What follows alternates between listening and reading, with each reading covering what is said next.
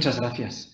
Buenos días a la mayor parte de ustedes, porque me imagino que están muchos de ustedes en América Latina. Yo en este momento estoy en España, en Bilbao. Hoy tenemos una reunión, como muchos sabrán, pues una reunión importante. Están reunidos aquí la mayor parte de los rectores de las universidades de la compañía. Está también el padre general. Hoy han tenido por la mañana la sesión inaugural. Como les decía Daniel al comienzo de la sesión, John Dardis no podía reunirse con nosotros, él está ocupado en esta reunión, así que, bueno, pues Daniel, que trabaja para John, comenzaba la sesión y yo continúo. El título que habíamos escogido para esta presentación es Ciclo y Proceso de Misión Ignacianos. Yo voy a hablar fundamentalmente del ciclo, y dentro de ese ciclo voy a introducir el proceso. Como verán ustedes, son ideas bastante sencillas, son bastante básicas y lo que tratan fundamentalmente de hacer es de incorporar a los procesos habituales de planificación, de planeación, como algunos de ustedes pueden decir, incorporar valores ignacianos, algo que tenemos como tarea en la mayor parte de nuestras provincias. Por lo tanto, cuando hablamos del ciclo de la misión, en realidad estamos hablando de un ciclo de planificación. Es decir, cuando planificamos, nosotros nos planteamos una serie de años. Nos planteamos llevar a cabo el arco de una serie de años. En este caso, pues pueden ser 3, 4, 5 años, una cosa así. Es de lo que vamos a hablar, de un ciclo de planeación, de un ciclo de planificación que podemos llamar ciclo de la misión. Algunas precisiones sobre la presentación, que esperemos que no dure más allá de las 4, yo procuraré terminar antes. Algunas precisiones. No voy a aplicar esto a lo que sería una única obra apostólica, sino que el interés está más bien centrado en aplicarlo a lo que puede ser una plataforma apostólica, una provincia, una conferencia a nivel global. Es decir, no me focalizo en lo que sería una planificación dentro de una obra apostólica. Es posible aplicarlo de alguna forma, pero yo creo que esta presentación sobre todo encaja mejor para este nivel de colaboración entre sectores. Como les decía hace un momento, hablamos de un ciclo y que por lo tanto dura varios años, 3, 4, 5 años, y vamos a intentar integrar los diferentes aspectos de nuestra misión, los diferentes sectores de nuestra misión. Bueno, cuando hablamos del ciclo de la misión, ese ciclo comienza siempre con un diseño. Muchas veces este diseño de una respuesta integral, de una respuesta apostólica, pues es precisamente aquello a lo que nosotros llamamos planificación. Iniciamos un proceso de planificación y lo comenzamos siempre con un diseño. Ese diseño, esa planeación inicial, pues nos llevará un tiempo. Cuando lo hacemos a nivel de una provincia o incluso de una plataforma apostólica, nos lleva cierto tiempo, unos cuantos meses. ¿Por qué? Porque deseamos integrar, incorporar, invitar a participar a otras muchas personas y no es algo que diseñemos únicamente desde arriba para que luego caiga hacia abajo, sino que también deseamos que las personas a nivel local, ¿verdad?, puedan aportarle a este diseño. Después, una vez diseñado, echaríamos a andar el proyecto, es decir, a desarrollar esa respuesta apostólica integral en distintas obras. Como les decía, ¿verdad?, esta es la perspectiva que asumimos en esta presentación y esto, como les decía, pues puede durar varios años. Es el despliegue del plan. Y al cabo de cierto tiempo, pues llegamos al final de ese plan y por lo tanto queda la tarea de evaluar cómo ha sido nuestra respuesta, qué es lo que hemos hecho y cuál ha sido el resultado que hemos obtenido. Bueno, efectivamente este es un ciclo, porque después de la evaluación, efectivamente lo que llega es un nuevo diseño, ¿verdad? La planificación, por lo tanto, se va desarrollando, se va desplegando en ciclos, uno tras otro, ¿verdad? Que comienzan con su diseño, con su desarrollo, terminan con la evaluación, que nuevamente impulsan un nuevo diseño.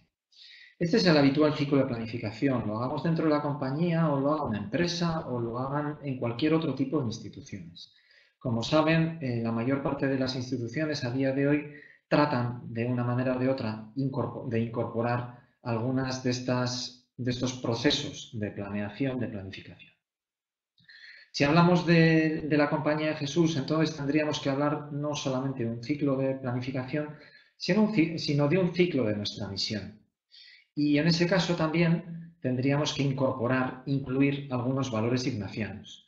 No es meramente una planificación fría, técnica, sino que incorpora muchos de los valores ignacianos por los cuales nosotros trabajamos. Voy a recorrer esos tres elementos y lo voy a hacer en un orden, no en un orden sucesivo, 1, 2, 3, sino que voy a comenzar con el diseño de la respuesta, voy a continuar con la evaluación y finalmente terminaré con el desarrollo, porque ese desarrollo es a lo que voy a llamar proceso, la segunda parte de esta presentación. Por lo tanto, comenzamos diseñando la respuesta integral y eso implica que tenemos que comenzar por un análisis que es tanto interno como externo. Cuando hablamos del análisis interno estamos hablando de analizar, de ver cuáles son nuestras fortalezas y nuestras debilidades. Cuando hablamos de análisis externo, miramos fuera a nuestro entorno, qué está sucediendo en él, miramos nuestra realidad y por lo tanto hablamos más bien de oportunidades y de amenazas. Es decir, que un diseño inicialmente debe conllevar un análisis que tradicionalmente pues, conocemos como análisis DAFO de debilidades, amenazas, fortalezas y oportunidades. Hablar en términos ignacianos de análisis interno es hablar de evaluación y es hablar de examen, de mirar con honradez nuestra propia realidad y de tratar de poner nombre a aquello que vivimos y sentimos interiormente, en nuestro cuerpo apostólico. Hablamos de una plataforma, como les decía, de una provincia, hablamos de un cuerpo apostólico. Si el examen juega un papel importante en el análisis interno, en el análisis externo lo que juega un papel relevante es la contemplación de la realidad. No se trata únicamente de analizar de manera fría la realidad, sino de contemplarla como Dios la mira, para ver dónde está el presente y dónde está el activo. Tal vez yo pongo en ese color azul más clarito alguna actitud ignaciana, algún elemento ignaciano que es importante retener en esta fase, que sería en este caso el conocimiento interno. Como saben, es una expresión muy querida de San Ignacio, que nos pide tener conocimiento interno, por supuesto, del Señor durante toda la segunda semana, pero también nos pide tener conocimiento interno del pecado, conocer el pecado, ¿verdad? Conocerlo internamente. Y también nos pide tener conocimiento interno de tanto bien recibido. Es decir, una expresión que está bien recogida a lo largo de los ejercicios y que se refiere no solamente a un conocimiento analítico, sino también sintético. No solamente frío, sino también afectivo, movilizador, creyente. Bueno, de esto hablamos cuando hablamos de conocimiento interno y ciertamente en el análisis tenemos la tarea de incorporar alguno de estos elementos que supone que conlleva el conocimiento interno. Una vez hecho ese análisis, nos podemos comprometer con la realidad, comprometer nuestro cuerpo apostólico con ella y determinar, por lo tanto, lo que sería nuestra misión y nuestra visión. Cuando hablamos de misión, hablamos, por lo tanto, de aquello a lo que nos dedicamos. Hay una misión bien acuñada en la compañía en el año 1975, como todos recordamos, ¿verdad? El servicio de la fe y la promoción de la justicia. Esto es la compañía, así decía la congregación en el año 1975. Seguramente a día de hoy cada uno de nosotros, en nuestras plataformas, etcétera, tenemos que redecir nuevamente esa misión dicha de esa manera o de otra en nuestro nuevo contexto, en nuestro contexto particular. Esa es la misión, a qué nos dedicamos. Y por otro lado está la visión, es decir, dónde creemos que debemos estar dentro de 3, 4, 5 años, dependiendo cuánto dure, cuánto se prolongue el ciclo de misión. La visión es algo muy importante. Es lo que nos permite, es como una plantilla que al cabo de unos años nos permite decir, hicimos bien aquello que pretendíamos, hemos llegado allí a donde aspirábamos. Bueno, en este momento de formular la misión y la visión, hay dos valores que son muy importantes. Uno es la libertad. La libertad. No sentirnos aferrados a todo lo que hacemos, a cómo se han hecho las cosas hasta hoy, a nuestras propias instituciones, sino tener indiferencia, lo que en el lenguaje ignaciano llamamos indiferencia, que no es otra cosa que la libertad que surge de un amor apasionado por Jesús y su reino, por Jesús y el reino. Libertad, por lo tanto, un valor muy importante que comprometer en este momento para poder formular una misión y una visión valientes y comprometidas. Y por lo tanto también un segundo valor que incorporar aquí sería la generosidad. Yo entiendo que esas dos, libertad y generosidad, están incluidas en la expresión de la indiferencia ignaciana.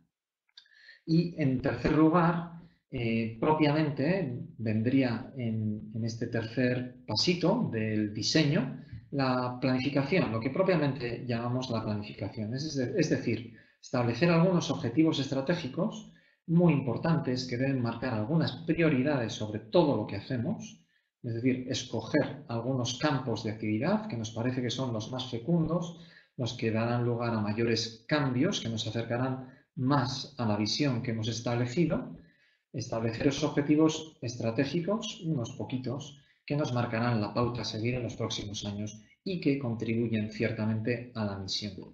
Este es un punto donde es necesario incorporar la creatividad, es un momento de creatividad.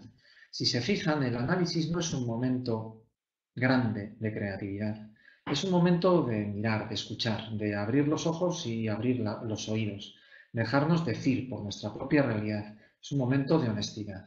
Pero en este tercer pasito, en el de la planificación, como decíamos, nosotros lo que debemos tratar de incorporar es creatividad. Y la creatividad siempre supone un salto de generación, de fecundidad, un salto de generosidad. Bueno, estos son valores, como les decía, el conocimiento interno, la libertad y la generosidad, y en tercer lugar la creatividad, tres elementos, tres actitudes importantes, ignacianas, que incorporar en nuestro diseño de la respuesta. Vamos a ver si puedo pasar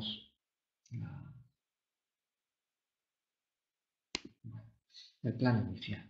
Pues ahí tienen el plan inicial que nosotros llevamos a cabo en unos pocos meses, tal vez 6, 7, 8 meses, dependiendo de cómo preveamos, sobre todo, los pasos de participación, que deberían estar incluidos tanto en el análisis, en el compromiso y también en su medida en la planificación. Después, dentro del ciclo tendríamos el desarrollo de esa respuesta, ¿verdad? Una vez diseñada, pues cómo la desarrollamos en distintas obras. Es ahí donde, como les decía, vamos a hablar del proceso de misión. Yo en este momento no me detengo en este segundo paso, sino que voy a pasar voy a dar un salto hasta la evaluación, pero regresaré sobre este punto en un ratito. Tendríamos como tercer elemento la evaluación de la respuesta. La evaluación de la respuesta implica recorrer algunas áreas de análisis. Pueden ser muy variadas. Como les decía, la visión del establecimiento de una visión rica, bien hecha, nos permite establecer algunos de los elementos de evaluación. Pero ciertamente hay algunas áreas de análisis que son necesarias, importantes. La primera sería ¿qué ha pasado con nosotros? ¿Qué ha sido de nosotros? ¿En qué medida nuestro cuerpo apostólico se ha visto convertido? ¿En qué medida ha experimentado un cambio? Es el momento de analizar nuestra situación espiritual. Si hemos ganado en generosidad y en libertad. Si hemos ganado en capacidades para servir mejor a los otros. Si nos hemos comprometido en causas que otros no están defendiendo, si estamos allí donde otros no están, si estamos generando más vida que otra cosa. Bueno, el segundo elemento sería el servicio apostólico.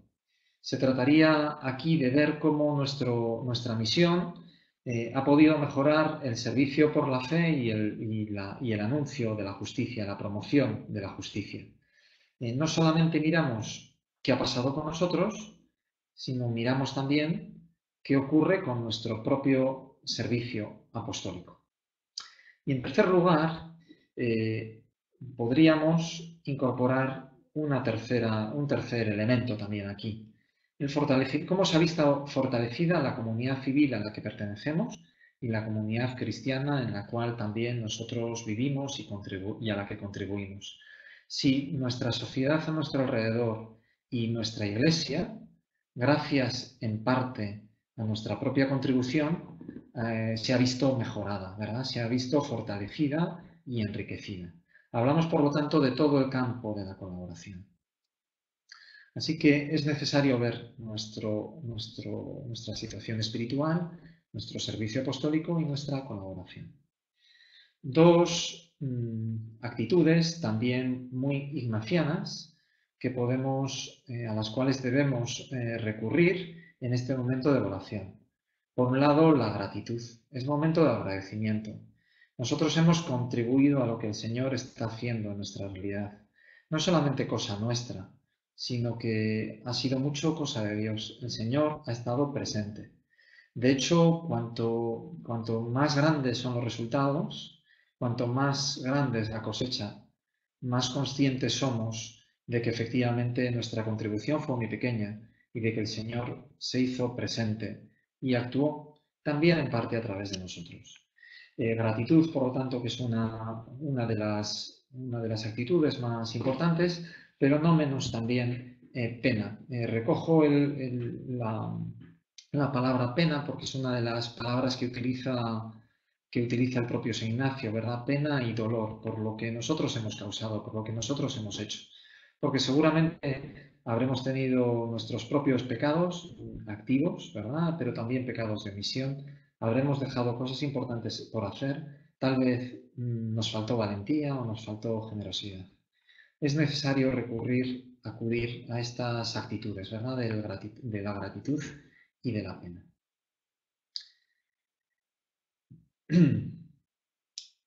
Por lo tanto, hablamos del ciclo de la misión en la compañía de Jesús y de una metodología que incluye valores ignacianos. Yo, como les decía, pues he tratado de recorrer este diseño de la respuesta y también una evaluación de la propia respuesta.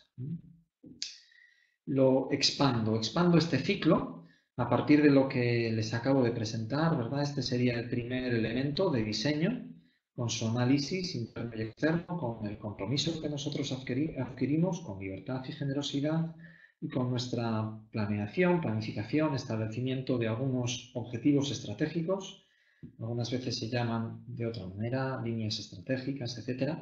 Y, como les he comentado también, pues este momento de la evaluación de la respuesta. Cuando completamos el ciclo, a nosotros esta evaluación de la respuesta nos sirve como nuevo análisis interno en un nuevo inicio de ciclo y, por lo tanto, en un nuevo diseño. Este elemento de evaluación nos va a servir como análisis interno. Nos faltará nuevamente contemplar la realidad con los ojos de Dios, con ojos esperanzados, confiados en la presencia activa de Dios entre nosotros. Y en lo que me voy a detener a continuación es en el propio proceso de misión, que sería ese segundo elemento que he dejado para este rato, para este segundo momento. Por lo tanto, hablamos de desarrollar, de desplegar la respuesta en distintas obras apostólicas y a eso le llamamos proceso de misión. Hemos hablado del ciclo y el proceso está dentro de ese ciclo. Bueno, una primera consideración que sirve como manera de introducción de este ciclo. A día de hoy trabajamos fundamentalmente a través de sectores apostólicos. La mayor parte de nuestras provincias se articula en torno a algunos sectores apostólicos. Yo sé que en algunas de las provincias de Latinoamérica ustedes están intentando tener un único delegado apostólico del apostolado, ¿verdad? Y sin embargo sigue siendo una cierta corriente y una cierta articulación, colaboración dentro de los propios sectores apostólicos. Los sectores apostólicos, digamos, los colegios, las universidades o bien los centros de espiritualidad, etcétera, comparten buena parte de los diagnósticos y comparten también modos de actuar. De alguna forma, su centro de actividad es común. De tal forma que los sectores facilitan la buena colaboración interna, porque trabajan en el mismo área y por lo tanto es fácil para ellos compartir recursos y comenzar algunas iniciativas que requieren una escala mayor. Si hablamos, por ejemplo, de Fe y Alegría, pues vemos que es un ejemplo perfecto de esto, ¿verdad? Los colegios de Fe y Alegría que comparten identidad y misión se reúnen nacionalmente para poder ganar en algunas actividades de escala que de manera local no podrían abordar, pero que sin embargo si lo hacen juntos pueden compartir una serie de recursos y realizar cosas nuevas. Comenzar iniciativas que requieren, por lo tanto, como les decía, una escala mayor. Les pongo ahí una pequeña imagen de, bueno, pues 3 personas, ¿verdad?, que comparten las herramientas. Tienen herramientas semejantes y, por lo tanto, pueden fácilmente colaborar. La dificultad la tenemos cuando intentamos colaborar entre los sectores, porque las actividades de unos y de otros son bastante diferentes. A mí me ha tocado moverme en los últimos años mucho en el sector social y el sector social pues tiene relativa facilidad para colaborar dentro de él, pero sin embargo para colaborar con otros sectores pues encuentra dificultades. Creo que es lo que nos ocurre a todos cuando estamos de lleno metidos en uno de nuestros sectores apostólicos.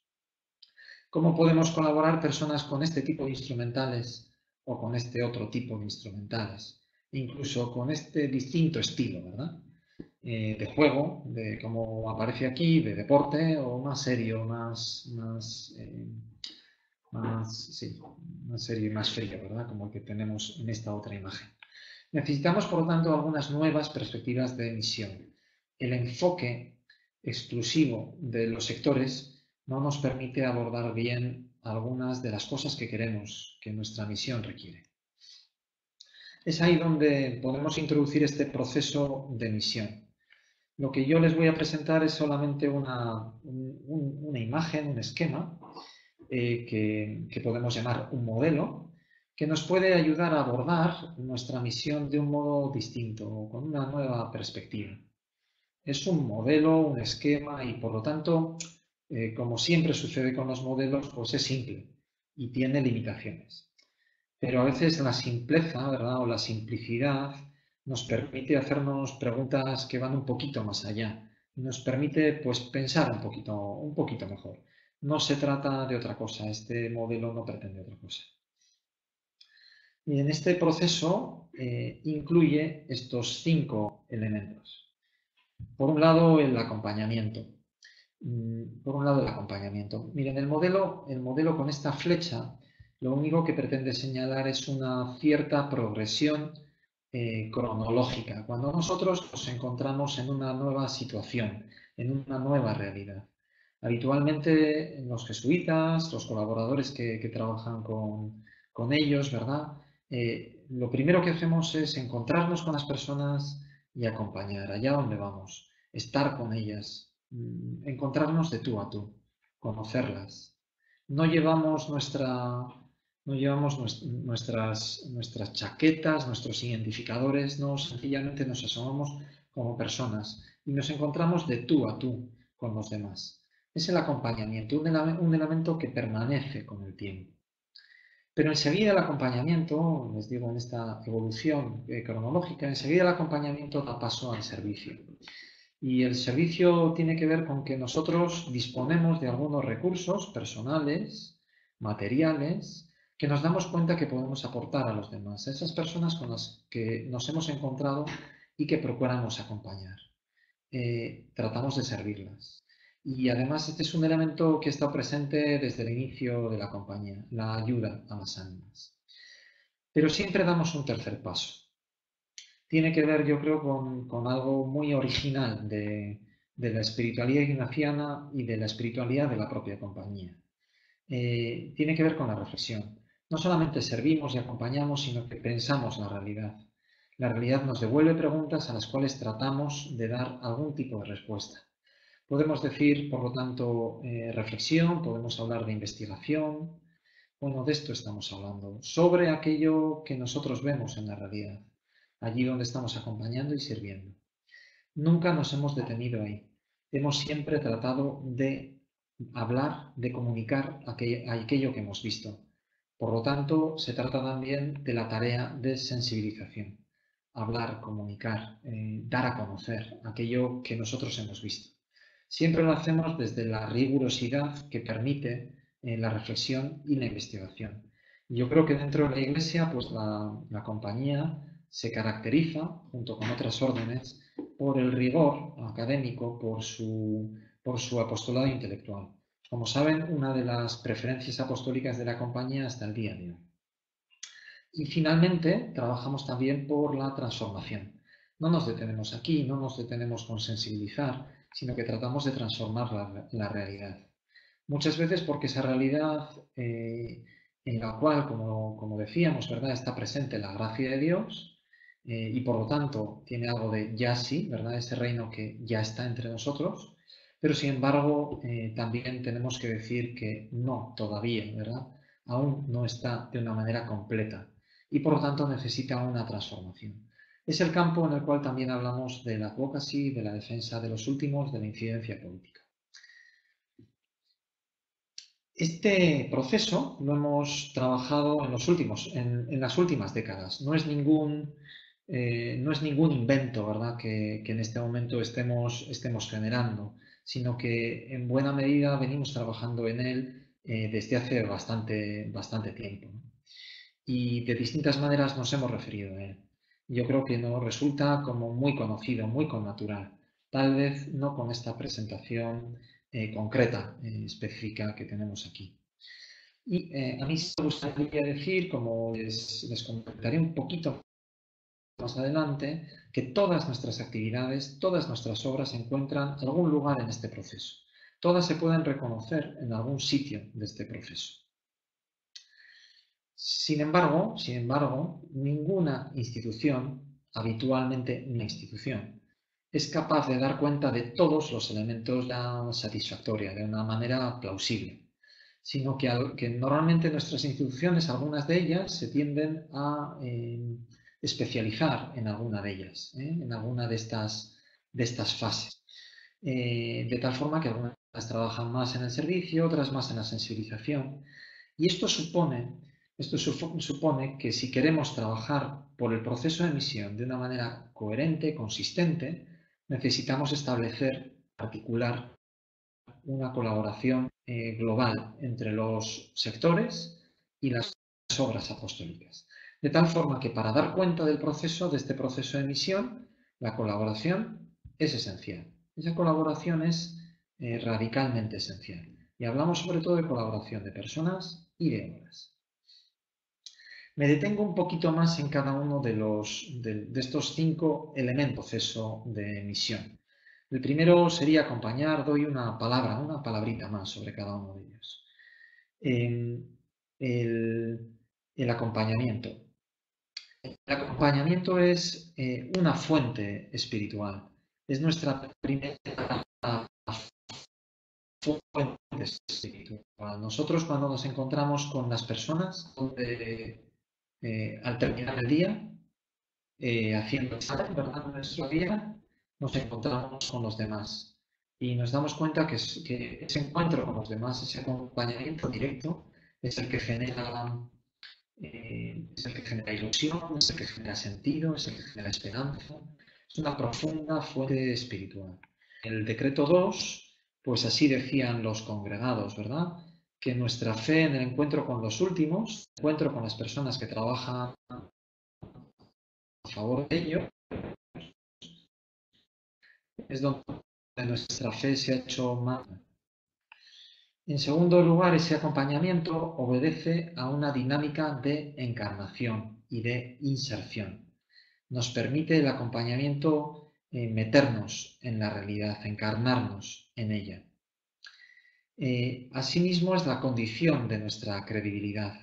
Cuando nosotros acudimos a políticos, a personas que tienen cierto grado de influencia en nuestra sociedad y les hablamos, la mayor parte de las veces no nos escuchan tanto porque aquello que decimos lo decimos muy bien, porque somos más listos que los demás, no, sino porque somos creíbles y solamente cuando lo somos.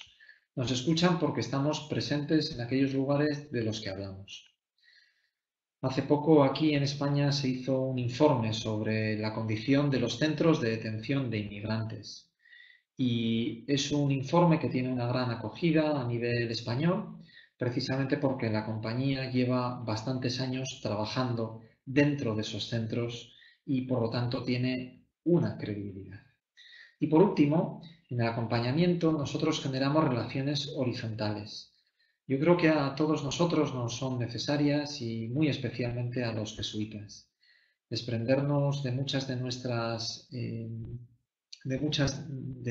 los sobrenombres, ¿verdad? Que se nos van pegando, de jesuita, de padre, de profesor, de maestro, y desprendidos de ellas, parcialmente desprendidos de ellas, poder establecer relaciones humanas de tú a tú, de centro a centro de las personas con los demás. El acompañamiento es un elemento esencial de nuestra misión y un elemento que podríamos decir que atraviesa en este momento cierto grado de amenaza. Cuando la compañía se reduce y la compañía lo hace en la mayor parte de los lugares donde estamos, pues tendemos a estar en otros puntos de este proceso y el acompañamiento se nos hace más difícil. Cuando hablamos del servicio, estamos hablando de que efectivamente, pues desde tiempos de San Ignacio, estamos llamados a servir, a ayudar a las ánimas. Ese fue todo el deseo de San Ignacio desde el principio de su conversión, el deseo de ayudar a los demás. Y los ejercicios, el dar ejercicios no tenía otra pretensión, ¿verdad?, que ayudar en lo esencial de las personas a que crecieran, ayudar a sus ánimas.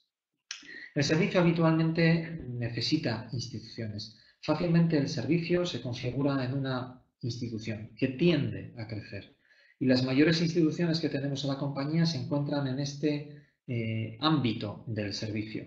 Podemos hablar de nuestras universidades, de nuestros centros sociales grandes, de los colegios.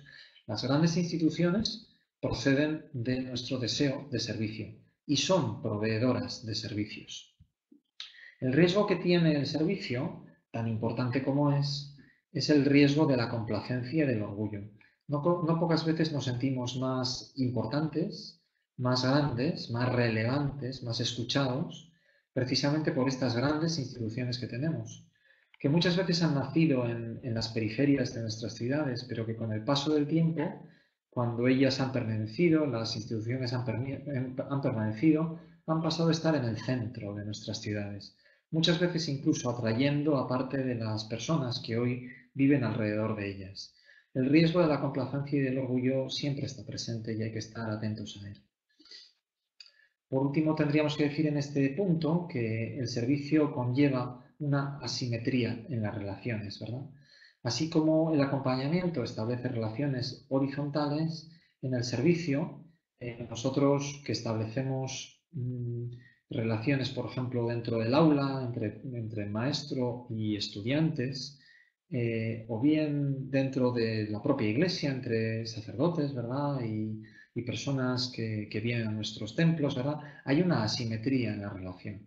Y tenemos que estar atentos a esta asimetría, ser cuidadosos con ella. El tercer punto es el de la investigación o el de la reflexión. Lo podríamos llamar, como les decía, de cualquiera de las dos maneras. Y cuando hablamos en este momento de ella, de la investigación o de la reflexión, me refiero fundamentalmente a reflexionar la experiencia, es decir, a reflexionar sobre el acompañamiento y el servicio que estamos haciendo. Esa investigación tiene que ser rigurosa y llamar a la academia, dialogar con la academia. Por lo tanto, se establece entre nuestro trabajo a nivel local, nuestro servicio más llano, e incorporando la reflexión que procede de la academia, de la investigación. Esta investigación es necesaria para la creatividad. La creatividad y la profundidad fueron dos de las palabras que el padre Nicolás nos ha dejado, ¿verdad? En su generalato, durante su generalato.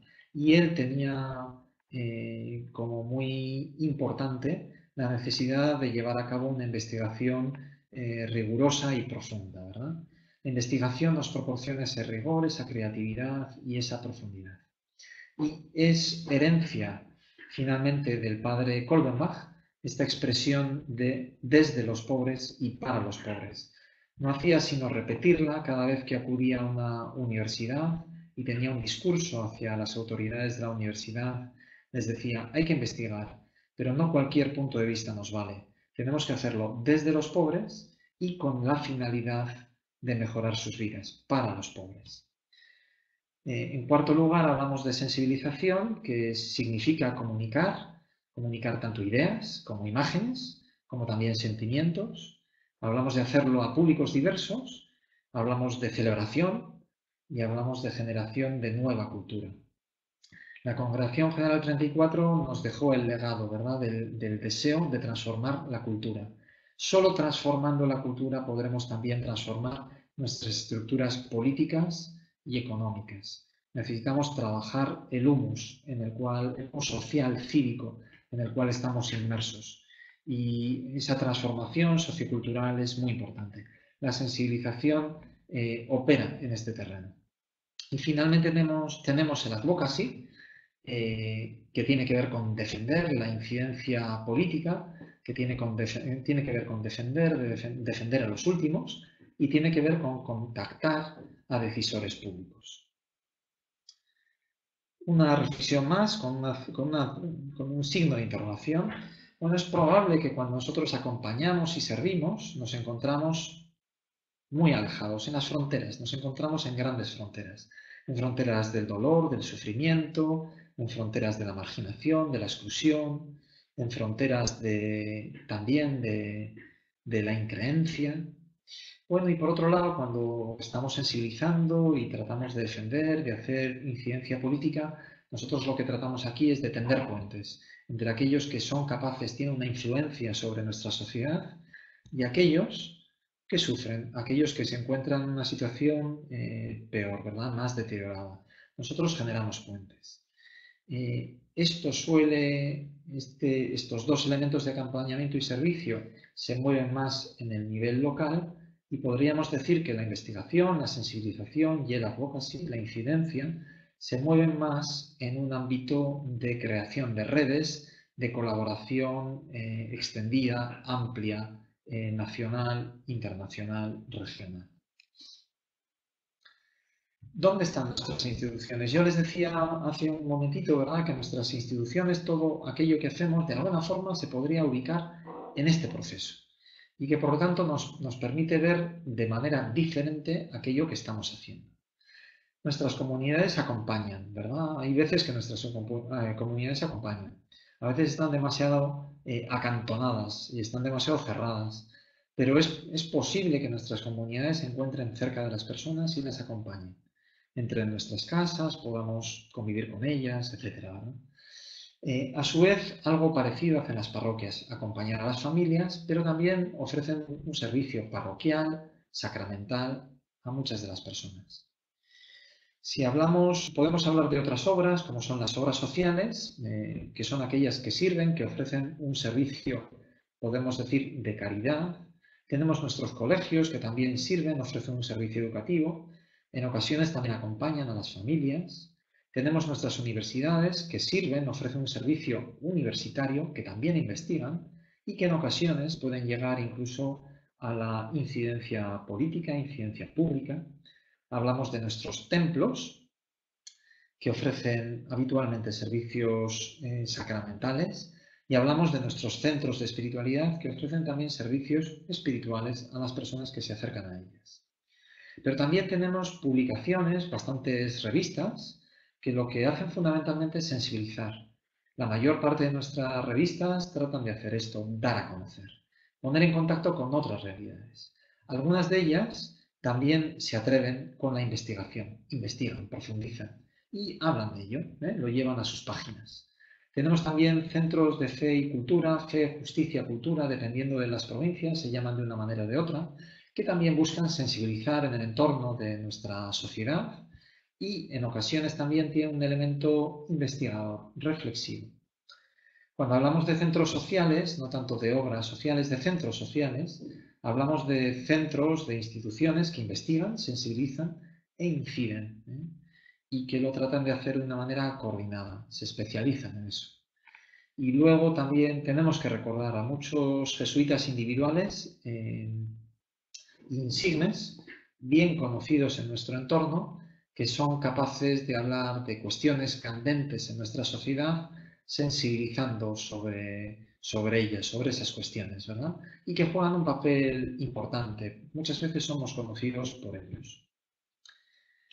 Bueno, lo que sucede es que en este proceso, esos 5 elementos no ocupan cada uno de ellos un 20%, ¿verdad? El acompañamiento un 20%, el servicio un 20%. No, sino que hay algunos elementos que son más amplios, son más grandes. En ellos tenemos más recursos, hacemos más esfuerzos. Posiblemente tiene que ser así. Posiblemente esto debe ser así. Lo que sí es importante es mantener un cierto equilibrio. Tal vez el advocacy solamente requiera un 5% de nuestro esfuerzo, pero requiere una presencia. Bueno, lo que es cierto es que nosotros, como Compañía de Jesús, la mayor parte de nuestros recursos los tenemos en el ámbito del servicio. Pero también tenemos bastantes recursos en el ámbito de la sensibilización. Y por estos dos somos bastante conocidos. Bueno, estos elementos no son nuevos. Estuvieron siempre en el servicio de la fe. Siempre estuvieron. Pero la unión podríamos decir que era débil. Acompañamos espiritualmente, servimos sacramentalmente, investigamos en teología y filosofía, sensibilizamos con una difusión cultural de la fe y siempre tuvimos contactos con decisores. Es posible que recuerden cómo San Ignacio una vez recibió a un jesuita que había recibido la invitación a ser confesor de un rey. El jesuita se lo presentaba a Ignacio y le decía, pero yo creo que debo decir que no, que esto no es nuestra misión. Y sin embargo Ignacio le dijo, no, tú tienes que decir que sí a ser confesor de un rey. ¿Por qué? Porque vas a tener una influencia muy grande en una persona que toma decisiones muy importantes. Muy importantes. Hay que hacerlo con sumo cuidado, pero es necesario que lo hagamos bien. Ese elemento está presente siempre. Algunas de las páginas no tan brillantes de la compañía se han escrito desde este capítulo, pero por otro lado es un elemento necesario y en él estamos presentes.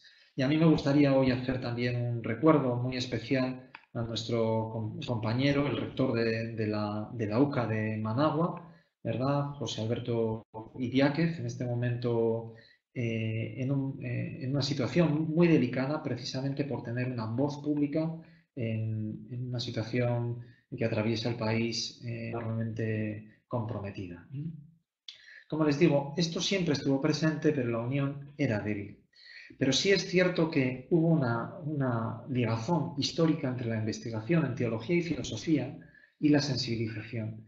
De hecho, el paso del gran salto, ¿verdad?, que hizo el Concilio Vaticano II, donde hubo más de 40 peritos teólogos que eran jesuitas, ese salto no podríamos comprenderlo, no podríamos conceptualizarlo sin esta influencia de la investigación sobre la sensibilización, en este caso al interior de la Iglesia. Y por supuesto, hablando en el entorno de nuestra cultura común compartida, iberoamericana, ¿verdad?, latinoamericana, tendríamos que decir que siempre hubo una ligazón entre el acompañamiento de las comunidades eclesiales de base con la reflexión teológica dentro de la teología de la liberación. Un esfuerzo por conectar esos dos elementos. Pero como les digo, en general la unión siempre ha sido más bien débil y a día de hoy lo sigue siendo.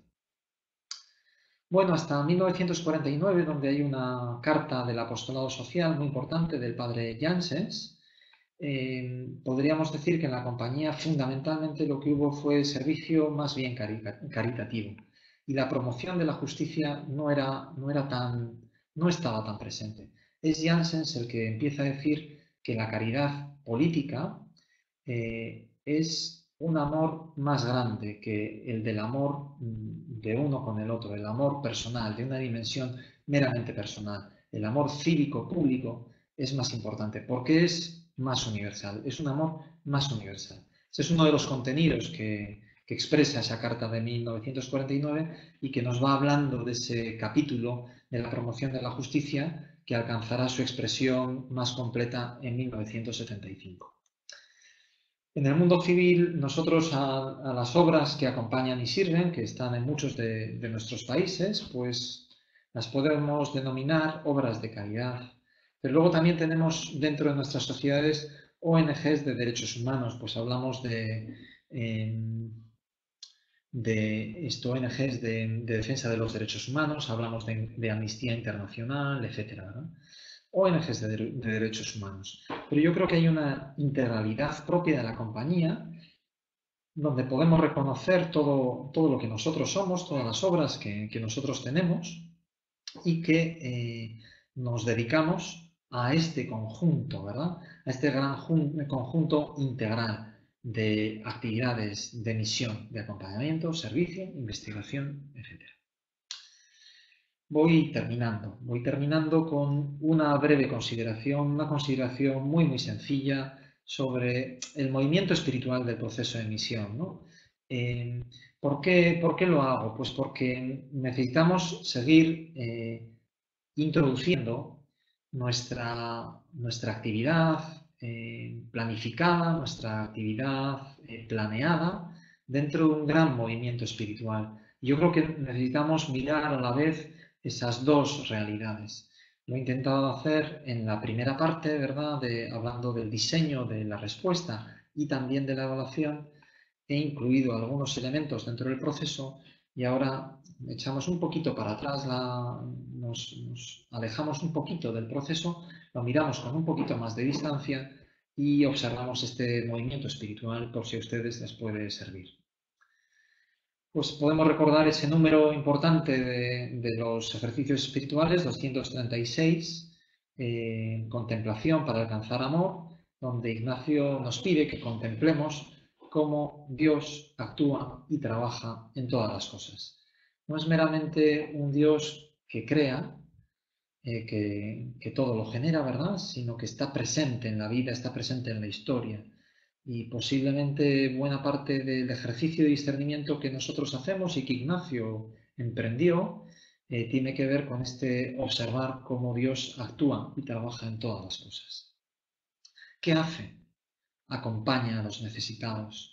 Y nosotros nos encontramos más de una vez a las personas arrodilladas en una iglesia, ante un crucifijo, ante María, sencillamente sintiéndose aliviadas al contemplarlos, al estar junto a ellos, sintiéndose acompañados. Pero es un Dios que sirve a los pies de las personas, acompaña y sirve a los pies, como hace Jesús en la última cena, cuando habiendo amado a los suyos que estaban en el mundo, los amó hasta el extremo. Es también un Dios que nos ayuda a vivir en la verdad, que no nos permite que vivamos en la mentira, que siempre nos encamina a echar luz, a verter luz en aquellos lugares de sombra de nuestras vidas y de nuestras realidades sociales.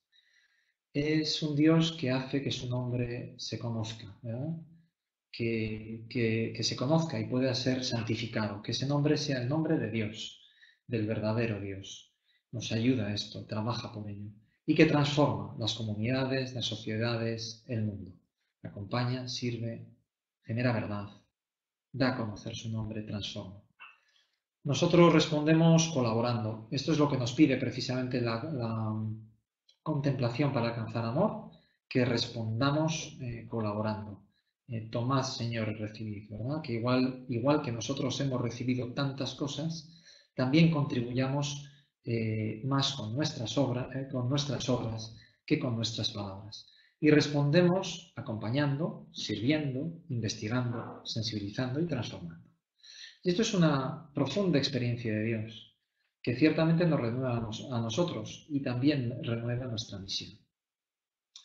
Por lo tanto, hablamos de un Dios que está activo a través de todo esto y que al mismo tiempo nos pide nuestra colaboración, así lo tratamos de hacer, generando una profunda experiencia espiritual en nuestro interior que nos renueva y que también renueva nuestra misión. Bueno, pues esto es lo que yo tenía para presentarles esta tarde. Les agradezco mucho su atención a los que hayan llegado hasta aquí, a quienes hayan llegado hasta aquí, y podemos tener, de acuerdo con lo que nos decía Daniel al comienzo, podemos tener un rato de preguntas. Es posible que en el chat hayan ya puesto alguna de las preguntas, etc. Vale, este es un resumen. Y gracias, con una vista desde el santuario de Loyola a esa casa común, esa casa común en la que habitamos. Unos colores de primavera, en este caso, muy bonitos. Parecen otoñales, pero en realidad son de hace poquitos meses por aquí, más bien de primavera. Gracias.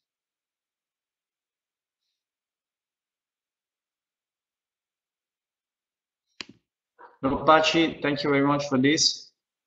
Thank you. If you guys have any questions, just type them in and we'll try and publish them now, and Pachi will answer them. So we had one from Jorge Serrano. If you want to start with that, and we'll see if more questions will come in soon. Voy leyendo las preguntas, así las leo en voz alta, según me las va poniendo Daniel, si es que hubiera alguna otra.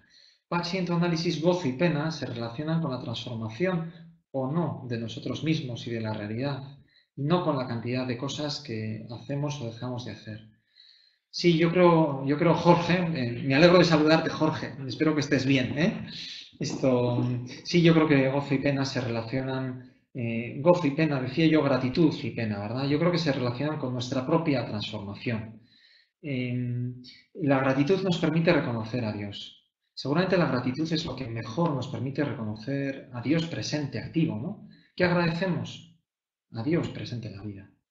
Y eso nos permite cambiar nosotros, tener otra actitud ante la vida, no andar de víctimas por la vida, algo que no nos cuesta poco. Muchas veces andamos buscando ventanillas donde presentar nuestras quejas y no las encontramos. Nos permite revertir esta inclinación tan presente en nuestras vidas y reconocer que Dios está presente y que nos sigue llamando, ¿no? Para que yo enteramente reconociendo pueda en todo amar y servir, ¿no? Para que yo pueda corresponder.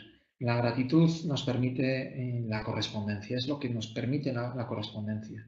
No es lo nuestro, lo fundamental, una respuesta que se genera en el campo ético, sino una respuesta que se genera en el ámbito de la gratitud.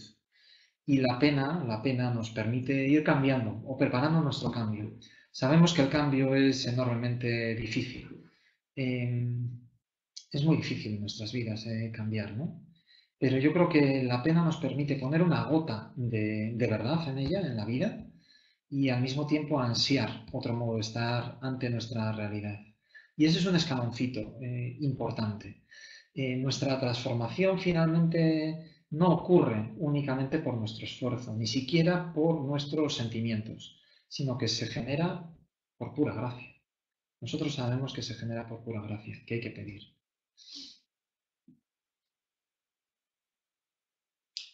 El proceso de misión se debe entender como cíclico también. Sí, es una buena pregunta, Iván. Más de una vez a mí me han hecho esta pregunta y yo creo que es muy valiosa y yo creo que es rica. Es decir, la flecha puede señalar una dirección, ¿no? Tiene el riesgo, dos riesgos tiene. Uno, de pensar que no hay algo cíclico, como tú bien dices, sino que tiene un comienzo y un final. Y tiene el riesgo también de inducir a pensar que la incidencia es lo último y por lo tanto lo más importante a lo que aspiramos. Bueno, ninguna de las dos cosas son ciertas. Ni la incidencia es lo más importante, los 5 elementos son importantes y además, como tú bien sugieres, esto puede ser un ciclo.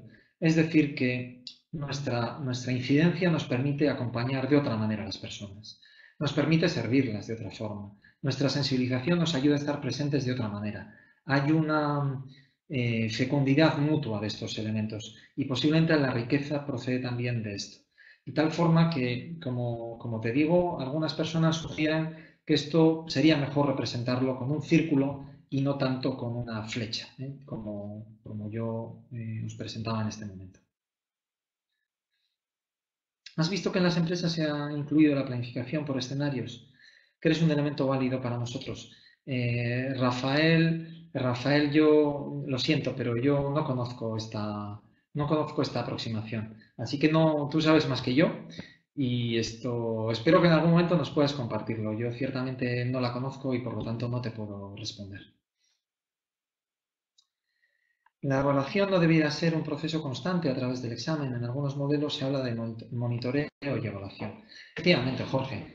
Sí, hay una evaluación como más integral, que es la que yo he intentado reflejar, ¿verdad?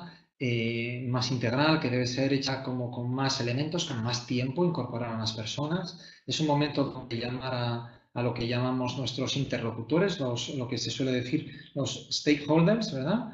En las personas que están a nuestro alrededor, las instituciones que trabajan con nosotros para preguntarles, ¿estamos haciendo lo que debemos hacer? Ese es un momento que debe llevar meses, es del que yo les he hablado y que por lo tanto no puede realizarse de continuo. Pero igual que nosotros hacemos en nuestra vida particular, pues tal vez en tiempo de ejercicios más alargado, de evaluación, de examen, eso no es incompatible con nuestro examen diario. Y de manera semejante, homóloga, pues podemos efectivamente hacer esto y sería bueno hacerlo. De una manera anual o de una manera bianual, tener algún ratito, sobre todo en nuestras obras o en el caso de lo que yo les hablaba, ¿verdad? De la plataforma, de las plataformas, de las provincias, un tiempo, tal vez al cabo del año o dos veces al año, donde podamos detectar qué es lo que estamos haciendo bien y qué es aquello donde no estamos trabajando adecuadamente. A veces incluso es un momento muy importante para confirmar que algunas de las decisiones que tomamos en el momento de la planeación inicial, que eran difíciles, debemos seguir insistiendo en ellas por mucho que no estemos dando pasos. Porque a veces tenemos el riesgo de echarnos para atrás por miedo. Y recuerden, ¿verdad?, que una de las cosas que pedía San Ignacio al Padre General era precisamente perseverancia ante las grandes obras. Tiempo prolongado y sosegado para discernir, pero después perseverancia. Yo creo que el momento de monitoreo, de examen, el equivalente al examen ignaciano, es un buen momento para ver si nosotros nos estamos echando atrás en algunas de nuestras decisiones importantes precisamente por cierto miedo que no nos falta. Emilio, qué bueno. Hola Pachi, me alegra verte. Yo no te veo, pero bueno, no es pregunta, es una reflexión para que lo comentes. Me ha aclarado la relación entre planificación y discernimiento. No son dos momentos distintos. Discernimiento está incorporado en la planificación desde el inicio. Por ejemplo, eso que decías de aplicar conocimiento en el análisis de la realidad. Efectivamente, o sea, hay que incorporar esas dos cosas desde el comienzo. Yo he tratado de dar relieve a alguna de las actitudes ignacianas a las cuales debemos estar más atentos en un momento determinado de la planificación, ¿no? Y también en el proceso de emisión he tratado de darle ese mismo relieve ignaciano. Pero como tú dices, ¿verdad? Esto debemos estar atentos a ello, porque fácilmente la planificación, fácilmente tendemos a hacerla excesivamente técnica. Incluso porque las personas más inclinadas a lo espiritual dentro de nuestra compañía están en un lado, ¿verdad? Están en un lado, se dedican a un tipo de apostolado y las personas que están al frente de las obras normalmente pues tienen otro tipo de inclinación. Esos dos mundos hay que integrarlos y de hecho en la compañía a día de hoy no hablamos exclusivamente de discernimiento ni exclusivamente de planificación, sino que hablamos de discernimiento y planificación apostólicas. Y delegado que en este momento, perdón, el consejero general que tenemos, John Dardis, que nos convocaba hoy, precisamente es consejero general de discernimiento y planificación. La Congregación General 36 nos ha permitido entender esto de manera conjunta. Hago un último comentario sobre esto, ¿verdad? Yo creo que es muy importante que en nuestras reuniones de evaluación, de análisis de la realidad, de misión, de invitación a otras personas a participar de todo esto, incorporemos la conversación espiritual y el discernimiento, a veces con ese tipo de conversaciones de doble ronda, ¿verdad? Una ronda con un tiempo limitado para cada una de las personas, donde todos tengamos algo que decir, no entremos directamente en una discusión, sino que entremos en la consideración de las mociones internas, ¿no? Yo creo que ese modo de hacer es muy importante que lo incluyamos en todos los procesos de planificación. Questions? Do we have time or? As you like. Okay, so last 3 questions, guys. After that, no more questions. Sorry, it's a question of time. Yes. Acompañar debería ser parte de la investigación y el cabildeo. Es un cambio de relación con el otro. Sí, acompañar debería ser parte de... O sea, el proceso nos permitiría incorporar todo esto. Fíjense que a veces nos hemos... O sea, yo creo que parte de nuestro pecado en las últimas décadas ha sido minusvalorarnos unos a otros. Nos hemos minusvalorado. Yo vengo de un sector que ha corrido el riesgo de minusvalorar a otros sectores, el sector social.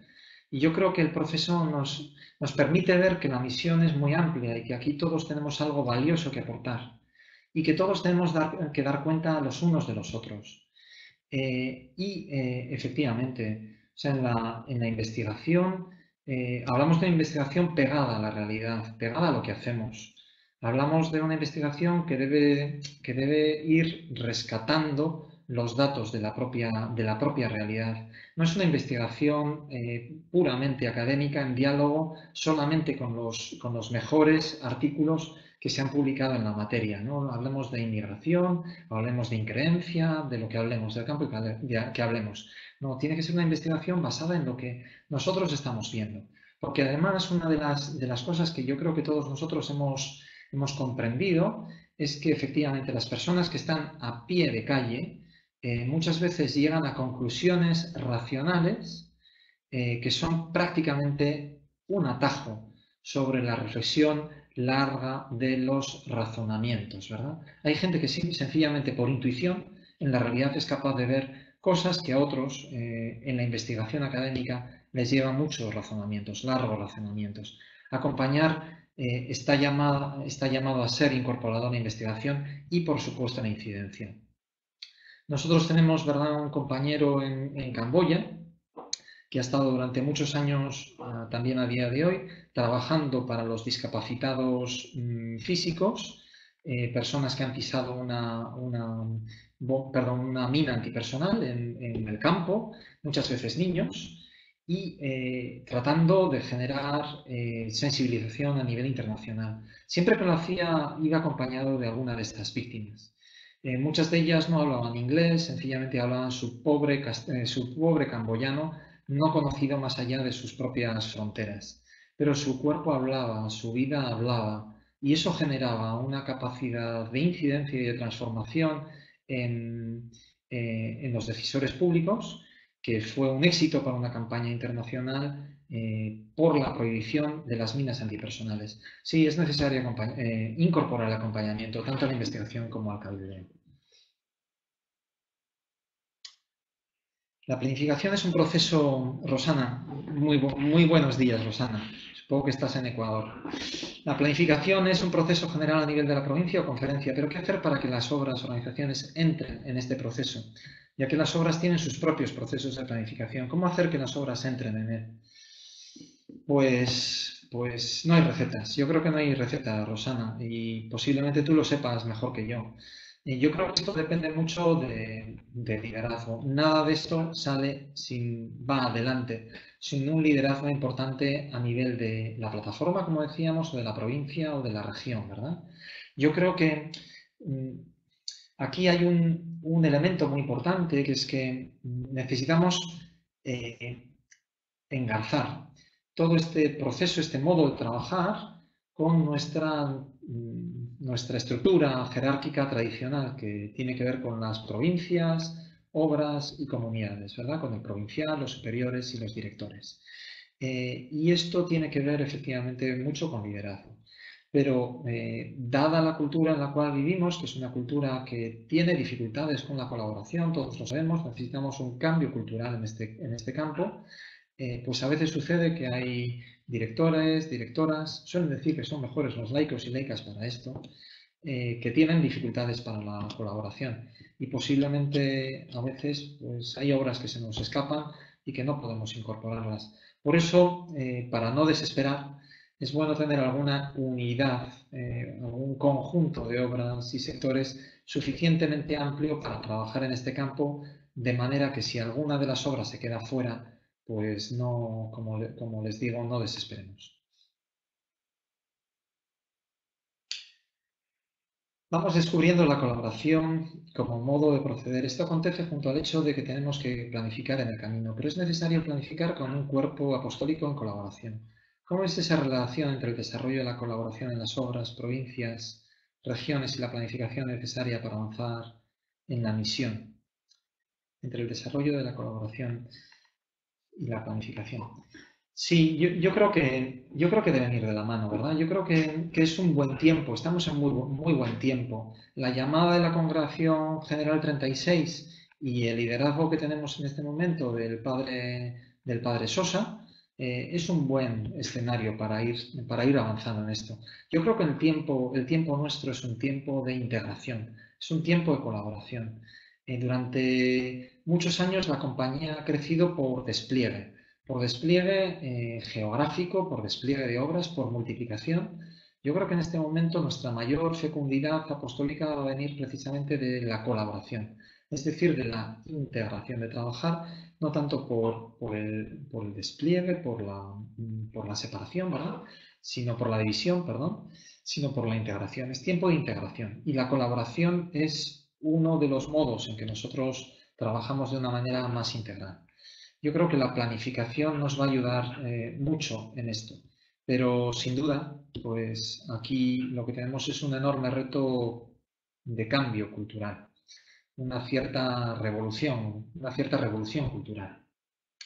Yo creo que nos va a ayudar mucho tener algunas experiencias exitosas a nivel de nuestras provincias o de nuestros entornos, de nuestras ciudades, algunas experiencias exitosas que de pronto hagan como un cambio, ¿verdad? Que nos hagan caer en la cuenta de que trabajando de este modo nuestra misión se multiplica y que además nos ayudamos los unos a los otros y que somos más corresponsables los unos de los otros.